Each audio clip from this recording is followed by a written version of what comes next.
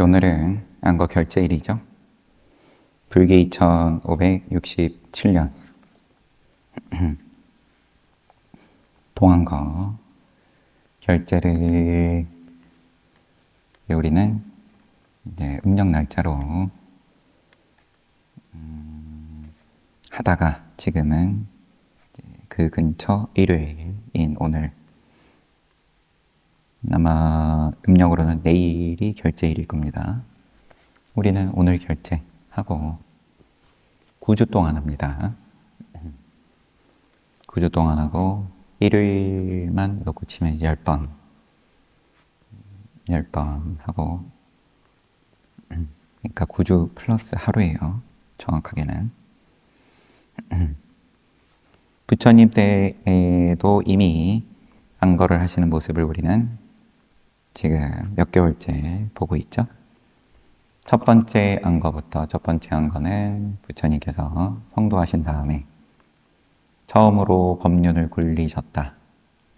녹야원에서, 이십바다나 사슴동산에서 누구를 가리킬 것인가 살펴보신 다음에, 그러고 보니까 누구를 가리킬 것인가, 누가 가르침을 받을 자격이 있냐, 가르침이야 누구나가 다 받을 수 있다고 하지만 출세간의 이 법을 듣고 알아들을, 이해를 할, 깨달을 인연이 누구냐, 이거는 평생에 걸쳐서 하셨어요. 부처님께서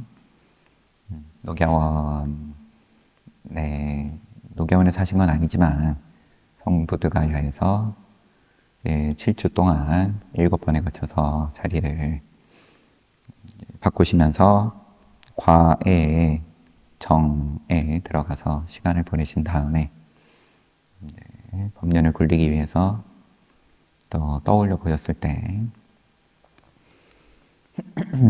그래서 고행을 할 때 옆에서 잘 시봉을 한 5-5명의 바라문들을 찾아가셔가지고 법을 설하신 이래로 그때 가르침을 펴신 다음에 첫 안거를 사슴동산에서 나시고, 오늘은 또 그러한 과거의 모든 부처님들께서 행하셨던 그러한 모양을 오늘에까지 이어져서 우리도 이 시원함, 우리의 사슴동산입니다. 여기서 또 결제를 오늘부터 9주간 시작합니다. 뭐가 안 거냐 하면, 사전적으로 아니면은 이제 뭐라고 표현해야 되죠? 좁은 의미에서는 우기 때, 이때는 출입을 제한하고 절에서 생활하면서 부처님 당시 때 비구들의 안거의 모습이라 함은 매일 또 가까운 도시로 가서 탁발을 하고, 그러한 기간을 3개월 정해서 하고, 하지만 그때그때 상황 따라서 더 길게 할 수도 있고, 그런 가운데 매 보름마다 또 포사를 하고 계율에 대해서 점검하고, 안거 해제할 때에는 자자를 하고, 자자는 서로 계율을 점검을 하는 거기도 하고, 그 다음에 이번 한철 우리가 어떻게 살았냐, 여기에 대해서 서로 스스로를 드러내는 거죠. 아니면 또 의문점이 있다 하면 뭐 그런 자리에서 또 토의하는 거고. 그래서 출입을 좀 제한을 하고, 우리가 어제는 이제 울력을 또 잘 했고, 그제 그리고 그 전 며칠간에 걸쳐서 보는 가운데 제가 좀 건너뛴 부분들에서 나왔던 내용 중에 뭐가 있냐면, 새 장로가 장로면은 범납이 이제 충분히 갖추어진 세 장로가 서로 안거를 결제를 시작을 하면서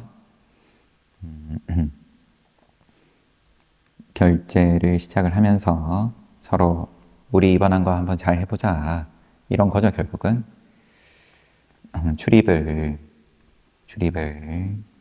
이제 가급적이면은 적게 하면서, 근데 그 출입이라는 게 몸의 출입뿐만 아니라 이 생각의 출입까지도 다 포함이 된 거죠. 이 장로들의 서로의 이 결제는 안거를 그렇게 잘 보냈어요. 그리고 자자를 하는 날, 마지막 날이죠. 해제일에 가장 나이가 많은, 비구 나이가 많은 범납이 높은 장로가 가장 어린 비구에게 묻습니다. 이번에 그대는 안거 3개월 동안 그 마음이 어디까지 나아가는 것을 허용했는가? 그러니까 젊은 장로가 존자시여 3개월 동안 저는 제 마음이 승원을 넘어서지 못하게 했습니다. 승원, 절 밖으로는 마음이 나가지 않았다. 이 말은 그의 마음이 때때로 승원의 경계 안에서 움직였음을 의미한다. 즉 승원 안으로 들어온 색과 같은 감각적 대상물들은 인식했다는 뜻이다.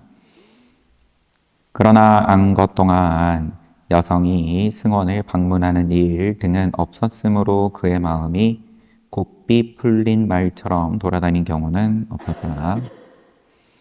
승단의 장로는 다시 두 번째로 나이가 많은 장로에게 물었다. 버시어 그대는 3개월 동안 그 마음이 어디까지 나아가는 것을 허용했는가?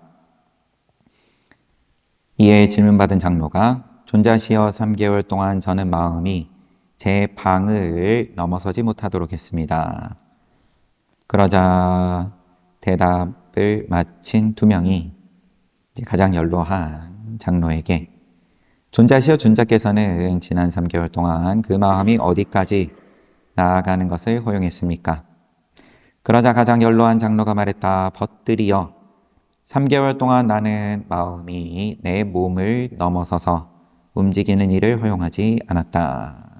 그러니까 순서대로 저는 제 마음이 절 안에 머물렀다.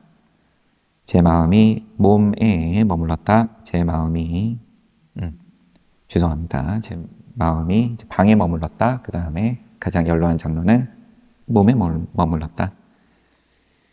즉 그는 정념을 지니고 있는 이 일 외에는 몸 안에서 벌어지는 일에 대해 몸이나 말이나 뜻으로 그 어떤 것도 하지 않았다는 뜻이다.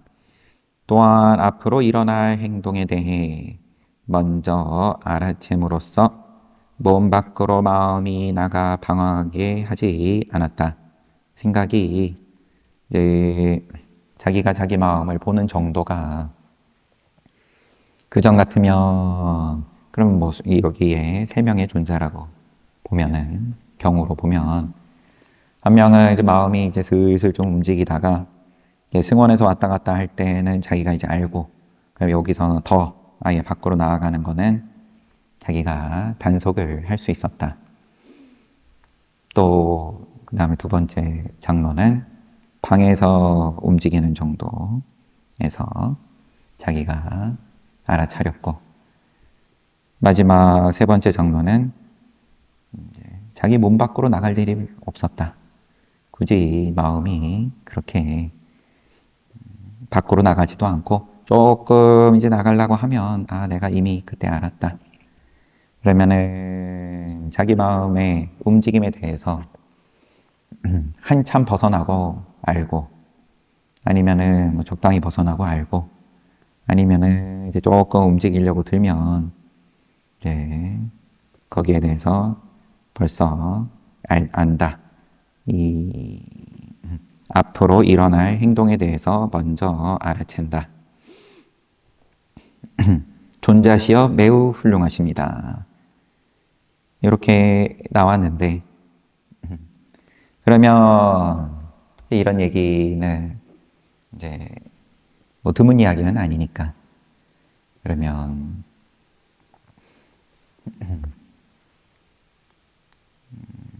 열이면 열 이런 말을 들으면은 이제 그러면은 뜻이 있다. 나도 한번 해봐야겠다. 그러면 틀어막는 거죠. 한마디로 틀어막고 모양을 새로 또 만드는 거죠. 절 밖으로 나가지 않는 마음의 형태를 각자가 자기가 요 말을 듣고 그럼 이런 거는 이러한 이야기를 하는 거겠거니 생각하고 그러한 모양을 만들어 가지고 또 열심히 또 하는 거고 그러면은 거기서 이익도 분명히 또 있는 거고 그게 의미가 없다라는 말이 아니라 이제 안거 그 다음에 정진에 대해서 어떻게 이해를 할 거냐 거기에 대해서 좀 또 뭔가 힌트가 될 만한 역시나 건너뛴 이야기인데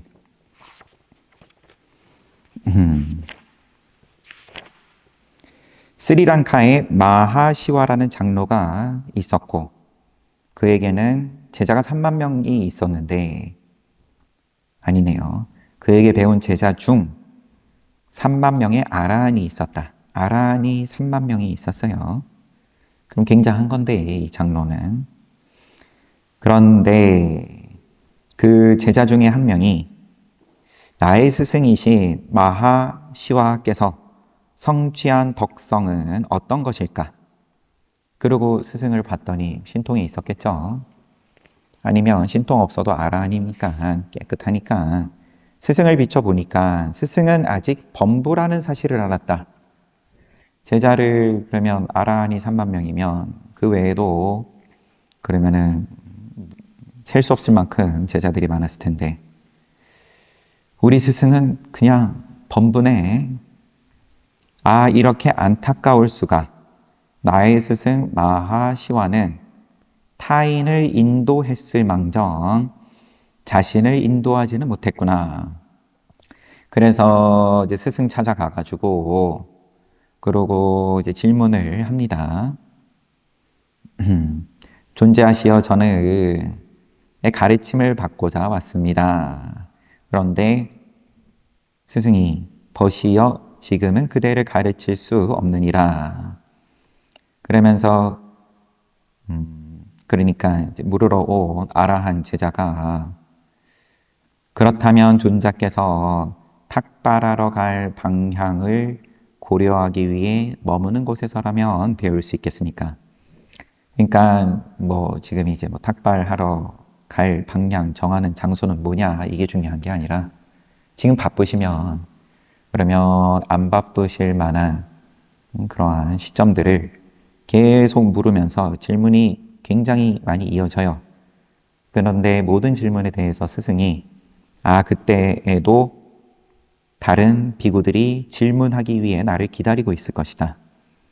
밤에 첫 번째 시간대, 두 번째 시간대, 세 번째 시간대 모두 다 똑같이 대답을 해요. 그러니까 이 스승이 그러면 제자들이 하도 많아서 물으러 오는 사람들이 늘 줄 서서 대기하고 있다 보니까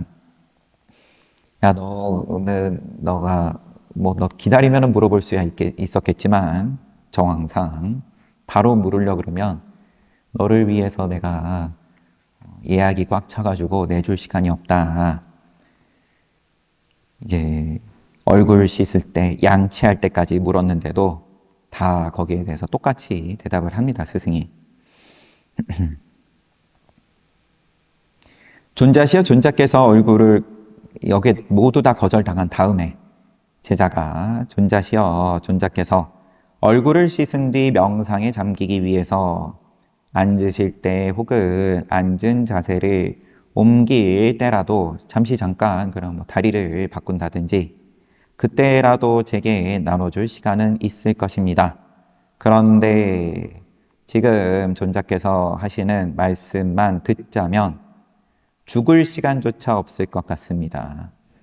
존자시여 당신은 다른 사람을 지지해주는 기둥과 같은 분이면서도 자기 자신을 지지하지는 못하고 있습니다.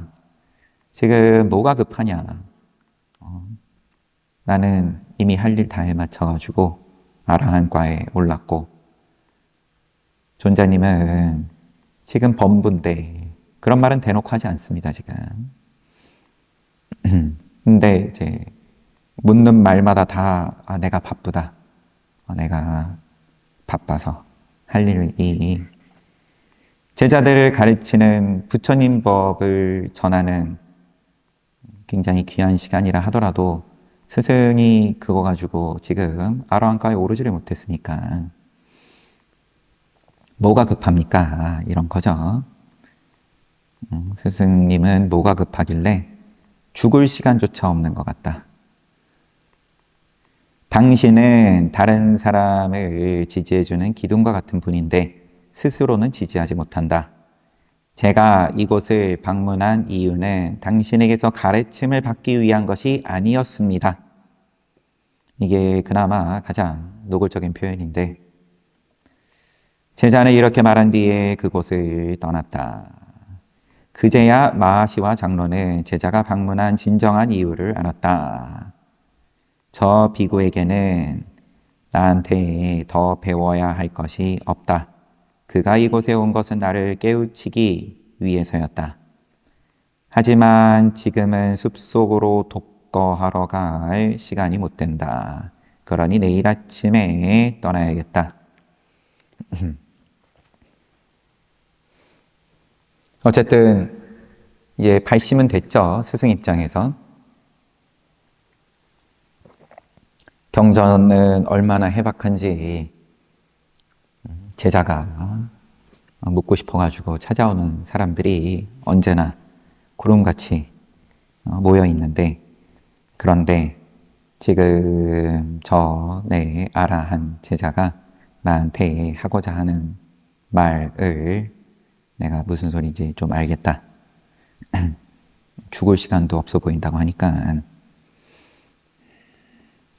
그런데도 바로 그 자리에서 떠나지는 못하고 내일 아침에 떠나야겠다. 뭐 이렇게 약간의 미련이 있어요. 이 말 행간의 의미는 어떻게 보면 그러고는 뭐 좀 복잡하게 떠납니다. 바로 떨치고 떠나지를 못하고 자기가 맡은 책임이 워낙 크니까 그런 거겠죠.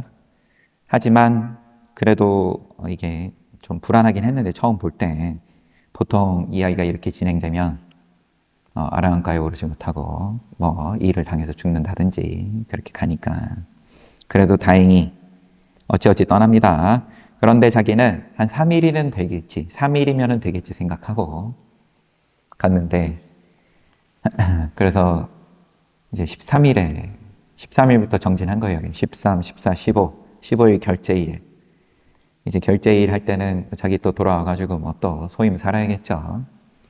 그런 계산이었겠죠. 당연히 3일 만에 안 되고 그러면은 나는 이번 결제는 한번 열심히 해보겠다. 그러고 3개월 해봤는데도 안 되고 그는 3개월을 마치 3일인 양 여기며 열심히 정진했다. 하지만 3개월이 지나고도 여전히 아라한과를 얻을 수 없었다. 몹시 비참함을 느낀 그는 눈물을 흘렸다. 아마도 지금까지 수행이 너무 느슨했던 모양이다.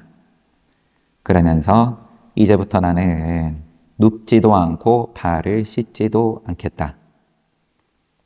그러면서 간이 침대를 구석에다 밀어버리고 다시 정진을 시작했다. 그렇게 여러 해가 지났다. 그렇게 29년이 흘러서 격렬한 수행을 한 지 30년째 되던 아시유자월 보름날, 그럼 이게 또 이제 결제일이 해제일인가요? 아시유자월. 제가 여기 월들을 외우지를 못해가지고. 그런데 이 해제일도 보입니다. 나는 30년 동안 이렇게 있었다. 안거를 30안거를 이렇게 보냈는데 전혀 진전이 없다.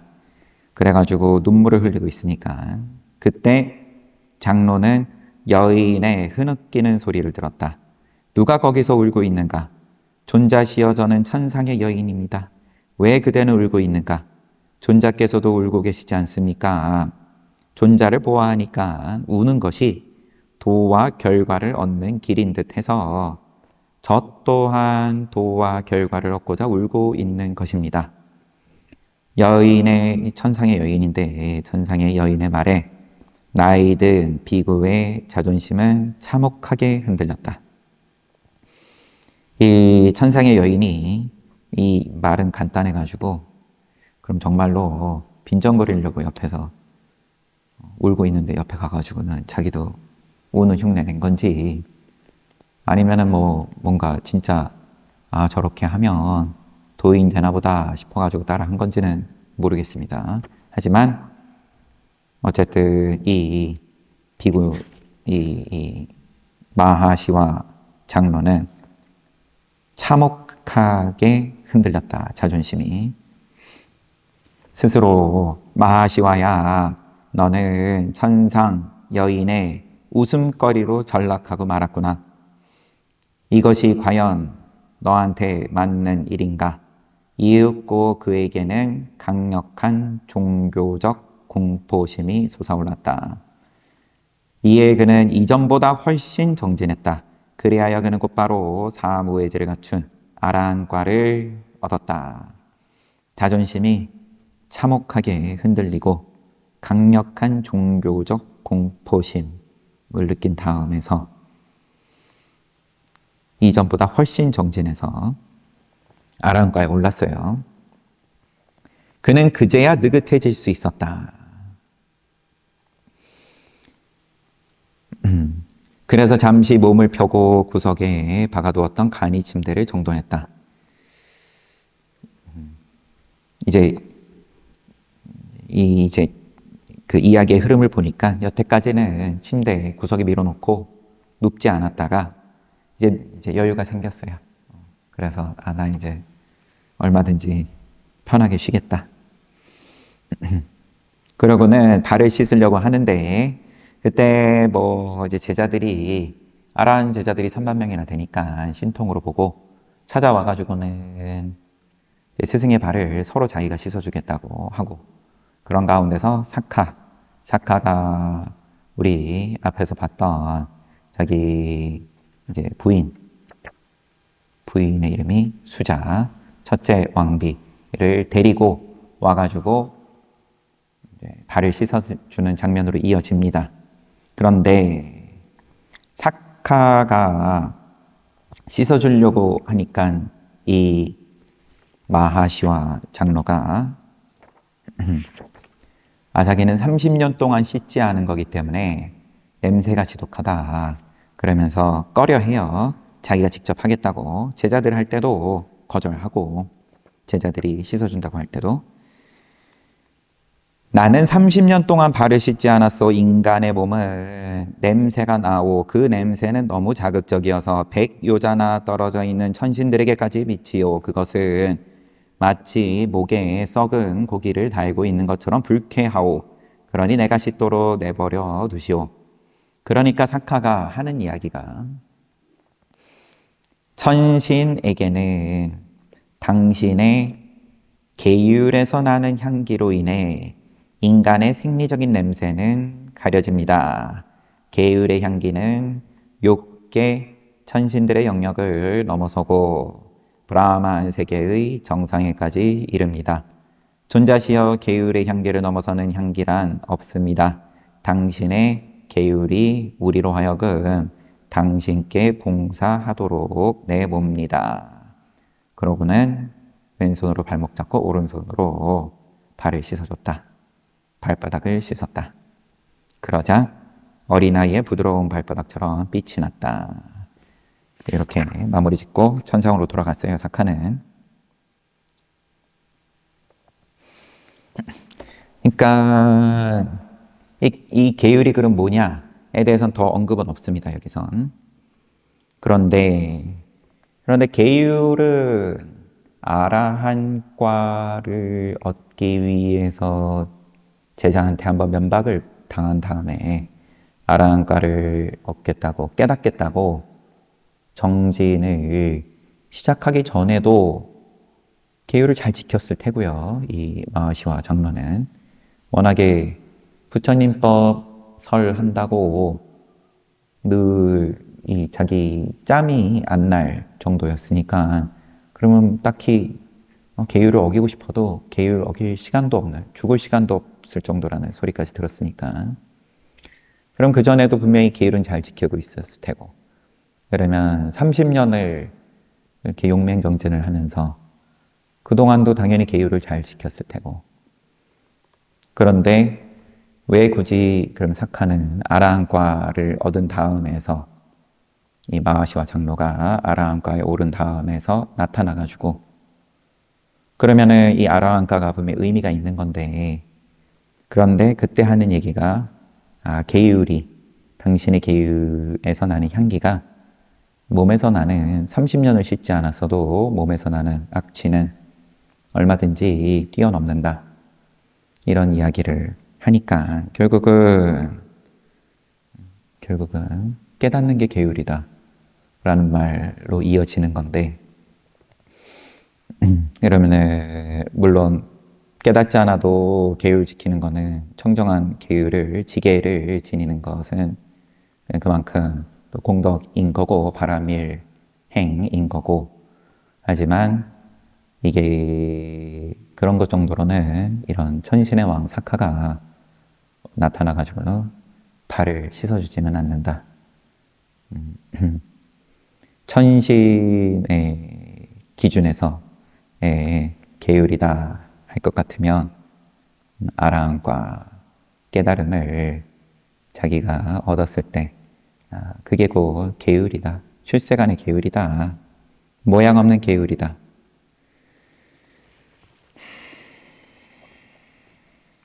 뭔가 얘기하려고 한번 봤는데 뭘 얘기하려고 했는지 다시 또 쫓아가 봐야 돼요.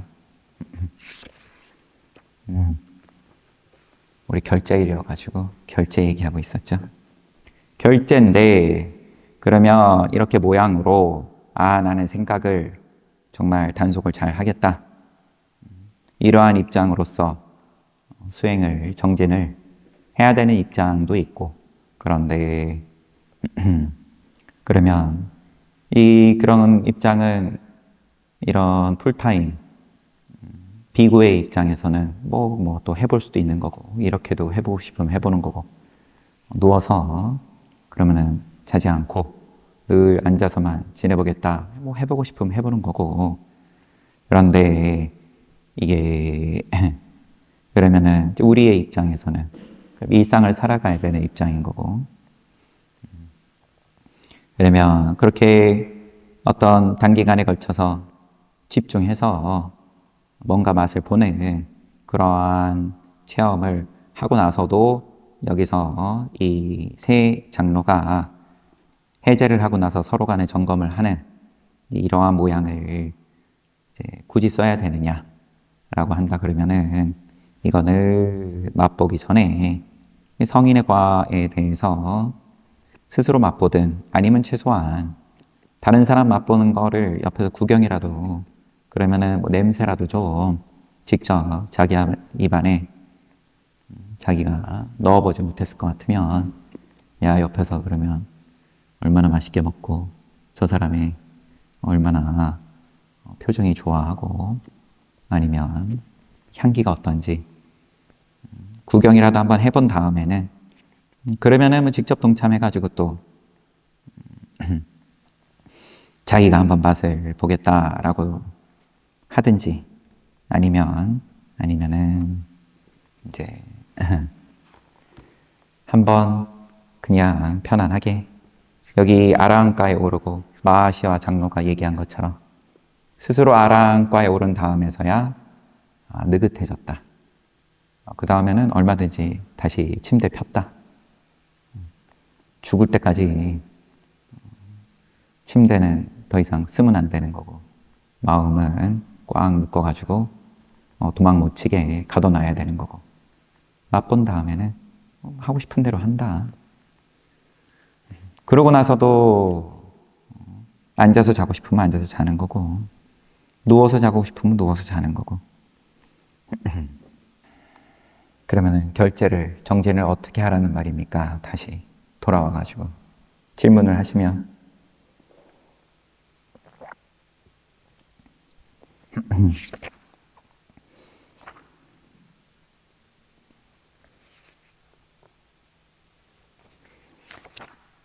마무리는 줘야죠. 기뻐하는 사카. 부처님의 가르침은 궁극적인 실체인 열반을 언급함으로써 최고조에 달했다. 부처님의 마지막 가르침을 듣고 나자 사카는 매우 기뻐하면서 말했다. 부처님 진정으로 그러합니다. 선서시여 진정으로 그러합니다. 부처님의 가르침을 통해 저는 제가 제기한 질문과 관련된 의심을 모두 제거했습니다. 저에게는 이제 그 어떤 불확실한 것도 없습니다. 모르시는 분을 위해 다시 말씀드리면 사카는 지금 죽을 날이 얼마 안 남아서, 지금이 아니라 처음에 부처님 찾아올 때 죽을 날이 얼마 안 남아가지고 자기의 큰 괴로움을 지니고 와가지고 부처님께 가르침을 구하고 수다원가에 오릅니다. 문답을 통해서 수다원가에 오른 다음에 그 자리에서 죽고 다시 태어나죠. 새 몸을 받아요. 천신의 몸은 이제 우리하고는 다르기 때문에. 그런 다음에 아라한가에 올라봐야겠다. 이게 전부가 아니겠다. 아라한가에 올라가 봐야겠다 하면서 추가로 질문을 이어서 하고, 그러한 질문들이 다 마무리가 된 다음에 저에게는 의심을 모두 제거했습니다. 저에게는 이제 그 어떤 불확실한 것도 없습니다. 그런 후에 사카는 말했다. 부처님 갈에는 병이자 종기며 가시입니다. 또한 갈에는 모든 중생을 이런저런 존재로 태어나도록 이끕니다. 재생으로 이끕니다. 이번에는 높은 세계로도 보냈다가 다음에는 낮은 세계로도 보냅니다. 천상으로도 갔다가 또 인간으로 다시 떨어졌다가 또 많은 경우는 아니겠지만 또 그 인간보다 못한 입장으로도 갔다가 왔다 갔다 한다. 부처님, 저는 이 가르침 밖에 다른 어떤 사문, 바라문을 통해서도 적절한 답변을 듣지 못했습니다. 그런데 부처님께서는 저에게 적절한 답변을 해주셨습니다. 오랫동안 저를 괴롭혔던 의혹과 의문의 화살이 부처님께서 베푸신 가르침에 의해서 뽑혔습니다. 부처님께서 천신의 왕 사카여, 그대는 그 사문 바라문들을 잘 알고 있는가? 저 여기저기 좀 물어봤었는데 다른 사람들이 하는 소리를 통해서는 의혹이 제거되지 않았는데 부처님을 통해서 오늘 속 시원해졌습니다. 그대는 그 사문 바라문들을 잘 알고 있는가? 부처님, 저는 그들을 잘 알고 있습니다. 천신의 왕 사카여, 그렇다면 그들은 어떻게 대답했는가? 부처님께서 앉아 계신 이곳에서라면 말하기 어렵지 않습니다. 말해보라.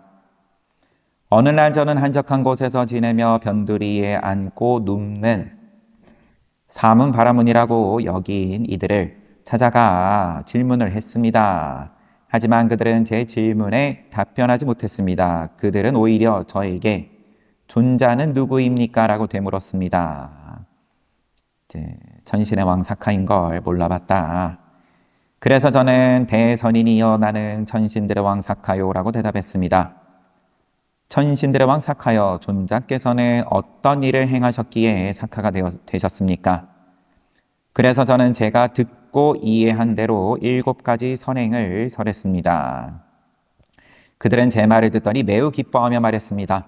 우리들은 천신들의 왕 사카를 보았다. 그는 우리 질문에 답해 주었다. 그런 후 그들은 모두 저의 제자가 되었습니다. 부처님, 하지만 저는 부처님의 거룩한 제자로서 흐름에 이른 자입니다. 저는 4가지 악취로부터 안전하며 행복한 내생의 거처가 확실한 존재입니다. 그리고 세 가지 더 높은 도를 향한 길에 든 자입니다. 아직 수다원과예요. 아라한과에 오르는 가르침을 여쭤보고 거기에 대해서 답변을 들었는데 더 어떤 높은 도과로 이어졌다는 말은 얘기가 안 나오고 그냥 스스로의 의혹만 제거했다. 그래서 기쁘다. 그리고 세 가지 더 높은 도를 향한 길에 든 자입니다. 수다원과 위로 사다함, 아나함, 아라한 길에 든 자다. 하지만 편안하다 이거죠. 이제 조급할 게 없다. 조급해서 찾아왔는데 다음 생에 대한 걱정으로 수다원과만 맛봤다 그러면 큰 길에 들어섰다. 좀 몇 번은 왔다 갔다 하겠지만 이제 아라한과는 예약이 돼 있다. 이 윤회에서 벗어나는 열반은 이제 예약돼 있다. 부처님은 다시 사카에게 이전에도 그러한 만족감을 경험한 적이 있는지 물었다. 사카가 말했다. 그렇습니다. 부처님, 저는 이전에도 이러한 만족감을 경험한 적이 있습니다. 이전에도 그런 만족을 했는데 이게 그러면은 이전에도 그럼 깨달음을 맛봤다는 말인 건지, 그런데 왜 불안해졌는지. 부처님이 물었다. 그것은 어떤 만족감이었는가? 옛날 천신과 아수라 사이에 전쟁이 일어났는데 천신이 승리하고 아수라가 패했습니다. 그때 승리자가 된 저는 이렇게 생각했습니다. 이제 천신들은 하늘에서 가장 좋은 음식과 아수라에서 가장 좋은 음식 모두를 즐길 수 있겠다. 이겼으니까 다 내 거다, 우리 거다. 그때 저는 매우 즐거운 만족감을 경험했습니다. 하지만 그때의 만족감은 무력으로 얻은 것입니다. 윤회를 싫어함, 탐착을 떠남, 재생의 멸함, 집착의 적정함, 잘암, 사재에 대한 고진멸도에 대한 원만한 깨달음, 멸반에 되는 것을 향해 전개되는 것이 아니었습니다. 하지만 부처님의 가르침을 들은 후 얻게 된 만족감은 무력이 필요 없는 것으로서 훨씬 뛰어난 종류의 느낌입니다. 한결같이 윤회를 싫어함, 탐착을 떠남, 재생의 멸함, 집착의 적정, 잘암. 이제 잘암은 반야를 말하는 거죠. 깨달음, 사제에 대한 원만한 깨달음, 열반에 드는 것을 향하여 전개되는 것입니다. 부처님 가르침으로써 만족함은 이러합니다. 사카가 얻은 것. 부처님이 다시 사카를 향해서 물었다. 천신들의 왕 사카여, 그대는 지금 상황에서 어떤 이익을 보기에 그처럼 큰 기쁨을 얻었다고 말하는가? 부처님, 저는 지금과 같은 성자의 위치에서 수다원과부터 성자니까 6가지 큰 이익을 보았습니다. 그래서 그와 같은 큰 기쁨을 얻었다고 선언합니다. 6가지란 이렇습니다. 이제 개송으로 이어집니다. 오 괴로움에서 해탈한 부처님, 인다살라 동굴에서 부처님의 가르침을 듣고 있는 동안, 지금 부처님 머무시는 곳이에요. 저는 마가와라는 이름의 사카로 다시 태어났습니다. 마가와, 전생의 청년일 때의 이름이 이제 마가였어요. 인간의 계산법으로 하자면 3,600만 년을 살 것입니다. 괴로움에서 해탈한 부처님, 제가 성자의 지위를 찬탄하는 까닭에는 이러한 첫 번째 이익이 있습니다. 주석이 있어서 그냥 이제 뭐 빨리아 원문에 입각해서 번역을 한 거다. 오 괴로움에서 해탈한 부처님, 그러니까 첫 번째 이익은 자기가 이제 분명하죠. 이거는 다시 수다원과에 오르자마자 죽은 다음에 다시 새 몸 받은 거니까, 그러고 이제 수명이 한번 리셋된 거죠. 며칠 안 남아가지고 부처님 찾아간 건데 이제 새 몸으로 3,600만 년을 살 겁니다. 다음 두 번째, 오 괴로움에서 벗어난 부처님, 그 후 저는 다시 우둔하지 않은 상태로 인간계에서 제가 선호하는 높은 가문이나 종족으로 재생할 것입니다. 그 다음 생, 이번 천신의 왕 사카로스의 삶을 산 다음에 그 다음 생은 인간으로 나는데 높은 가문이나 종족으로 재생할 거다. 제가 성자의 지위를 찬탄하는 까닭에는 이러한 두 번째 얘기 있습니다. 성자들이 죽어서 다른 곳에 재생할 때는 결코 우둔한 상태에 있지 않는다. 그들은 정념과 정지를 갖추어 한 존재에서 다음 존재로 넘어가며 항상 행복한 곳에서 재생한다. 만약 재생하는 곳이 인간 세계라면 그는 왕족이나 바라문에 속하게 된다. 이처럼 사카는 인간으로 재생할 때도 고귀한 출생을 누리고자 하는 욕구를 지니고 있었다. 그런 욕구가 있었으니까 이게 이익이라고 지금 두 번째로 얘기를 했다. 세 번째, 오 괴로움에서 해탈한 부처님, 저는 정등각자의 가르침에서 기쁨을 느끼며 성자에게 적합한 정념, 정지를 지니고 육체적인 건강을 누리며 살 것입니다. 부처님, 제가 성자의 지위를 찬탄하는 까닭에는 이러한 세 번째 이익이 있습니다. 그러면 이게 꼭 이제 인간의 생으로 났을 때만 이야기를 하는 건 아닌 것 같고요. 이제 앞으로 계속 부처님의 가르침에서 기쁨을 느끼며 성자에게 적합한 정념과 정지를 지니고 지혜로 보입니다. 한자가 따로 안 써 있어서. 그 다음에 육체적인 건강을 누리며 살 겁니다. 이게 이제 세 번째. 네 번째는 오 괴로움에서 해탈한 부처님, 성자로서 거룩한 수행을 하며 살고 있는 저에게 일례의 도가 일어나면 다음 생에도 또 수다함과에 오르면 저는 불안도나 아라한도와 같은 아나함과나 아라한과 같은 더 높은 도지를 얻기 위해 더욱더 높은 도를 수행하며 살 것입니다. 또한 일례도를 얻고부터는 인간으로서 최후의 삶이 될 것입니다. 부처님, 제가 성자의 지위를 찬탄하는 까닭에는 이러한 네 번째 이익이 있습니다. 잠깐만, 제가 한 개만 확인을 하겠습니다. 일례도니까 이게 사다함과입니다. 지금 예류과에 올라가지고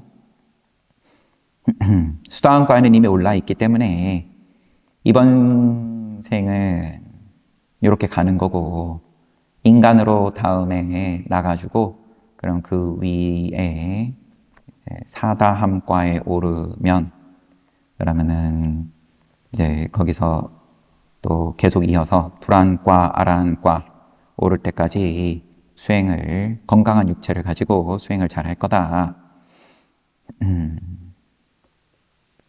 이게 네 번째 이익이고, 일례도를 얻고부터는 인간으로서 최후의 삶이 될 것입니다. 일단 다섯 번째, 여섯 번째 보고 또 이야기하겠습니다. 오 괴로움에서 해탈한 부처님, 저는 인간 존재에서 죽은 후 33천에서 천신들의 왕으로 재생할 것입니다.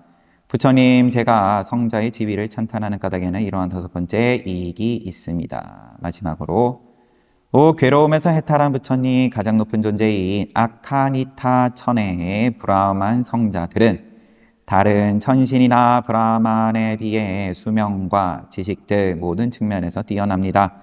최후의 삶을 맞이할 때 저는 아카니타 천이라는 브라만의 세계에 재생할 것입니다. 부처님, 제가 성자의 지위를 찬탄하는 까닭에는 이러한 여섯 번째 이익이 있습니다. 바로 요약을 해주셔서 그냥 읽겠습니다. 사카가 부처님의 가르침을 듣고 얻게 된 것은 여섯 가지로 요약할 수 있다. 첫째, 예류자가 된 뒤 바로 그곳에서 사카로 재생한다. 이건 이미 지금 이루어진 거고, 둘째, 사카의 삶을 마친 뒤에 우둔하지 않은 상태로 인간의 고귀한 가문에서 재생한다.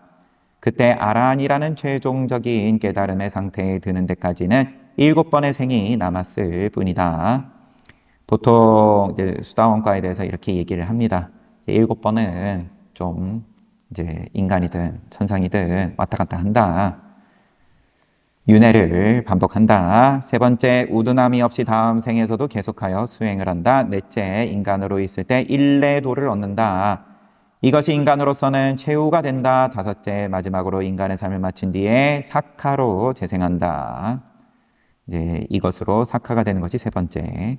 그리고 여섯 번째, 사카로 머물면서 불환도를 얻는다. 그리고 점점 더 나은 존재로 재생하니 오정거천에 재생한다. 오정거천이란 무번천, 무열천, 선현천, 선견천, 아카니타천을 말한다. 그는 아카니타천에서 아라한가를 얻게 된다.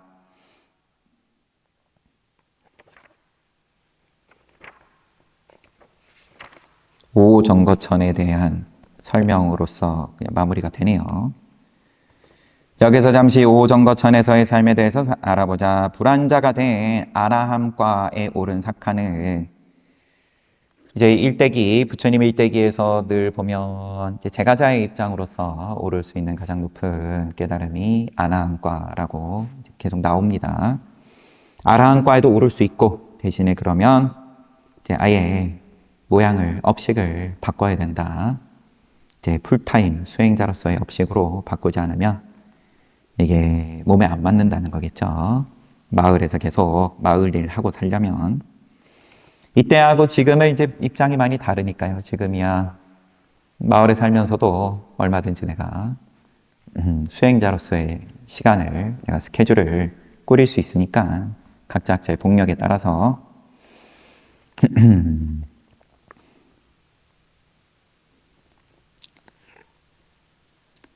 불안자가 된 사카는 무번천에서 1천대겁을 머물고 그 후 무열천에 재생해서 2천대겁에 머물고 그 뒤 선현천에서 4천대겁, 선견천에서 8천대겁, 마지막으로 최종적으로 아카니타천에서 1만 6천 대겁을 머문다. 전체적으로 보자면 브라만으로서 3만 1천 대겁 동안 큰 기쁨을 누리며 살게 되는 것이다. 그처럼 오랜 세월 동안 큰 기쁨으로 충만한 채 살았던 자는 그다지 많지 않다. 곧다마 부처님의 가르침 아래서는 3명의 수승한 제자가 그러했으니 사카하고 아나타 빈티카 기원정사 창건주 아나타 장자하고 그 다음에 위사카였다. 위사카, 여기서 위사카가 제가 헷갈리는 걸 수도 있고 아니면 실제로 동명이 2명이 등장하는 걸 수도 있고요. 근데 여기서 위사카는 스님들에게 법을 잘 설하기로 유명했던 위사카 장자로 보이고요.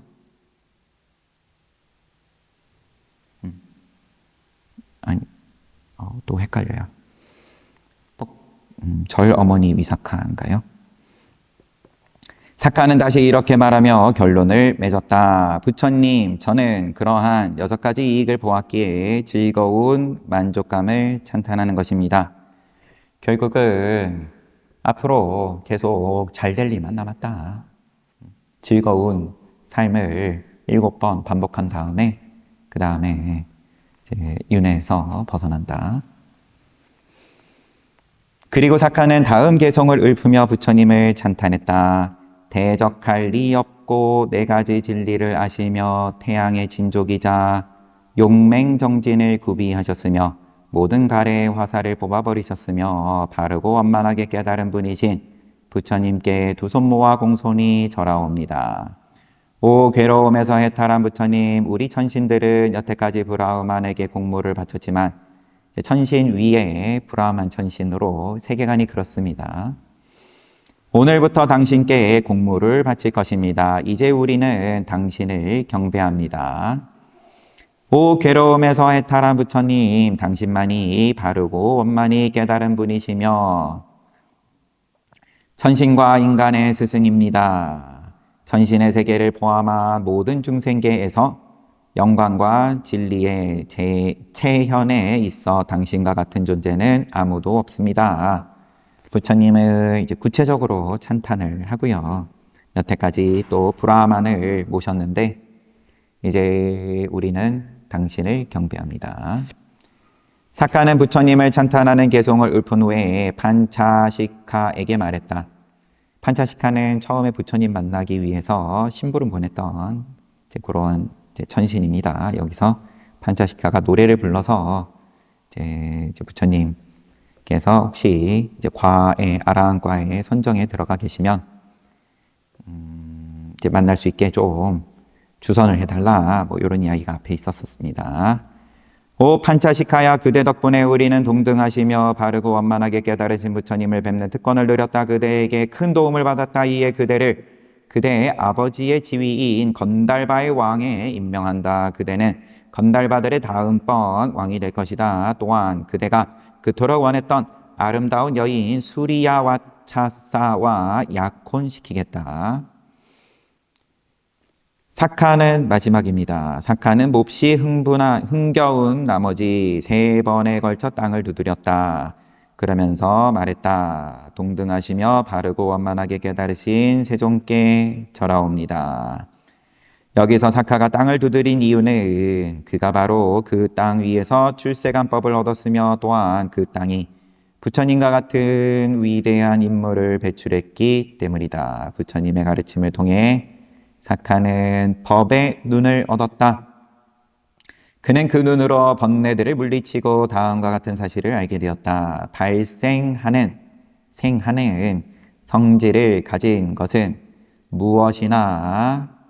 무엇이든 소멸하는 성질을 가지고 있다. 멸한다.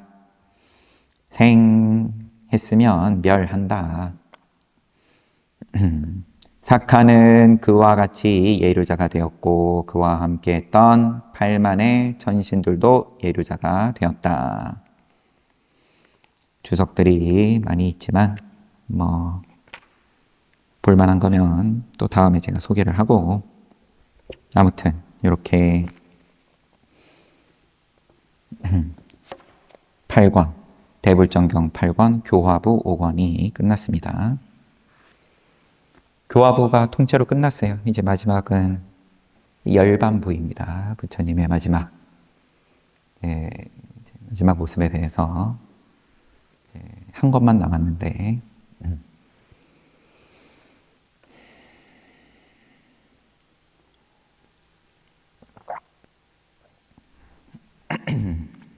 다시 돌아와서 이런 안거라는 방편으로서 시설된 방편이다.